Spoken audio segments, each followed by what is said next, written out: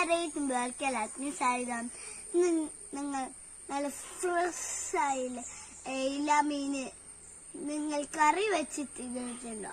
അതിന്റെ ഉള്ളില് തലേന്റെ ഉള്ളിലൊരു സാധനമുണ്ട്, നിങ്ങൾ ആരും കാണാത്തൊരു സാധനമാണ്. അപ്പൊ നമുക്ക്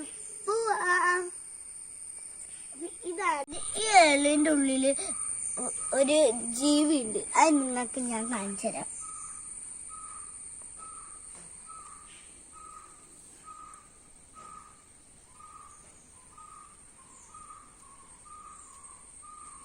ഇതുണ്ടോ ജീവി?